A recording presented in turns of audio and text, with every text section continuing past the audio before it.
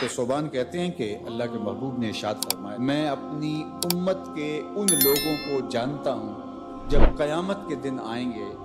تو ان کے اعمال تہامہ کے پہاڑوں کے برابر ہوں گے، اتنے بڑے بڑے عمل اور چمکدار روشن عمل ہوں گے، لیکن اللہ ان اعمال کو یوں اڑا دے گا جس طرح ذرے ہوتے ہیں۔ حضرت صوبان کپ کپا کے رہ گئے اور کہا، حضور بتائیے وہ کون لوگ ہیں؟ تو آقا کریم علیہ السلام نے فرمایا، وہ تمہارے ہی بھائی دوست ہیں، تمہاری طرح کے لوگ ہیں۔ وَيَأْخُذُونَ مِنَ اللَّيْلِ كَمَا تَأْخُذُونَ، جس طرح تم راتوں کو اٹھ کے حصہ لیتے ہو اپنا سحری کا، تہجد کا، سجدوں کا، وہ بھی تہجدیں پڑھیں گے، سجدے کریں گے، تمہاری ہی طرح ان کے اعمال ہوں گے، لیکن وہ ایسے لوگ ہیں اِذَا خَلَوْا بِمَحَارِمِ اللَّهِ انتهكوها، جب وہ تنہائی میں جاتے ہیں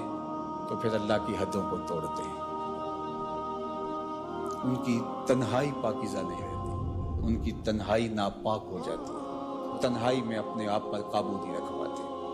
اور اپنے آپ کو برباد کر بیٹھتے ہیں۔ اللہ اکبر۔ آج کی تاریخ میں میں اور آپ یہ موبائل کا جو فتنہ ہے، سوشل میڈیا کا فتنہ، اس حوالے سے اپنی تنہائیوں کی پاکیزگی کا سامان کریں۔ یہ ایک ایسا فتنہ اس دور میں ہماری نوجوان نسل کے ہاتھوں میں آ گیا ہے کہ جس نے ان کی تنہائیوں کو پاکیزہ نہیں رہنے دیا، بلکہ اقبال نے تو کہا کہ نوجوان تو نوجوان رہے، از حیا بیگانہ پیرانے کہوں، اس قوم کے بوڑھے بھی حیا کے جوہر سے خالی ہو گئے۔ تو پھر نوجوان کی کیا حالت ہو؟ اب یہ عمل، یہ ساری محنتیں، یہ تراویح، یہ تہجد، یہ سجدے، یہ رکوع، یہ قیام،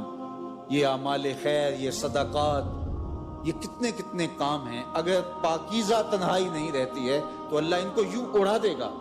جس طرح حبا منصورہ ہوتا ہے۔ تو اللہ تعالیٰ جل شانہ ہمیں اس بات کی توفیق دے کہ ہم قیامت کے لیے جو ذخیرہ جمع کر رہے ہیں وہاں ضائع نہ کریں، اور حقوق العباد کا پورا پورا خیال رکھیں۔ اللہ آپ کو بہتر جزا دے، اپنی پناہ اور امان اور حفاظتوں کا حصار دے۔ تو حضور نے فرمایا صحابہ کو مخاطب ہو کے، صحابہ جانتے ہو مفلس کون ہے؟ تو انہوں نے کہا، حضور مفلس وہی ہے جس کے پاس نہ درہم و دینار ہیں اور نہ کوئی ساز و سامان زندگی ہے۔ فرمایا میری امت میں مفلس وہ ہے جو قیامت کے دن آئے گا تو اس کے پاس نمازیں بھی ہوں گی، روزے بھی ہوں گے، زکوٰۃ ادا کی ہوئی اس کا ثواب بھی اس کے پاس ہوگا، یعنی اس کے پاس یہ سارے ذخیرے ہوں گے، حج کیا ہوگا، لوگوں کی مدد کی ہوگی، نصرت و اعانت کی ہوگی، بہت سارے اعمال خیر کا ذخیرہ لے کر کے وہ حشر کے میدان میں آئے گا، لیکن ساتھ ساتھ اس نے کسی کو گالی دی، کسی کا حق غصب کیا، کسی کا مال دبایا، کسی سے زیادتی کی، کسی پر جور و جبر کیا،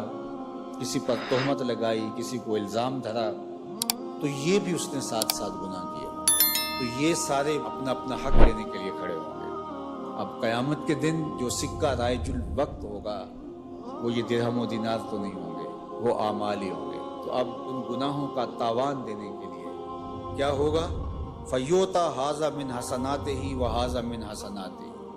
کچھ نیکیاں اس کو دے گا، کچھ نیکیاں اس کو دے گا۔ اب نیکیاں کم پڑ گئیں تو جن سے زیادتی کی ہوگی ان کے گناہ اس کے کھاتے میں ڈال دیے جائیں گے، ان کے جرم، ان کی بدکاریاں، ان کے کیے ہوئے اعمال بد اس کے کھاتے میں ڈال دیے جائیں گے اور پھر گھسیٹ کے آتش دوزخ میں پھینک دیا جائے گا۔ فرمایا کسی نے مفلس دیکھنا ہے تو یہ کھڑا ہے، نمازیں پڑھی، روزے رکھے، زکاتیں دیں، حج کیا، دیگر اعمال خیر بجا لاتا رہا اور بڑے بڑے عمل لے کر آیا، لیکن یہاں اپنی نیکیاں دینی۔ اگر کسی نے ایک درہم کا چھٹا حصہ کسی کا دبا لیا، غصب کر لیا، قرض لیا نہیں دیا،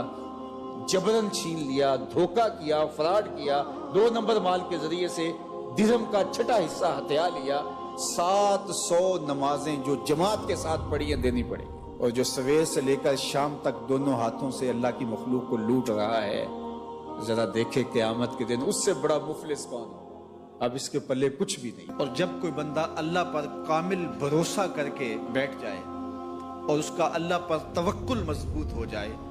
تو اس کو چاہے اندھے کنویں میں بھی کیوں نہ لٹکا دیا جائے، اللہ وہاں سے نکال کے بھی تخت پہ بٹھانے پہ قادر ہے۔ علماء تفسیر نے لکھا ہے جو سورہ یوسف کو سمجھتا ہے، سورہ یوسف کی تلاوت کرتا ہے، حاسد اس کا کچھ نہیں بگاڑ سکتے. اللہ تعالیٰ اس کو حاسدین کی شر سے محفوظ فرماتا ہے. اور ہمارے بزرگوں سے یہ منقول ہے کہ جو سورہ یوسف تلاوت کرے اس کے بیٹوں کے یا بیٹیوں کے رشتے نہ ہو رہے ہوں تو وہ روزانہ کی بنیاد پہ اس مقصد کے لیے اگر سورہ یوسف تلاوت کرتا ہے تو اللہ اس کے لیے صالح اسباب پیدا فرما دیتا ہے.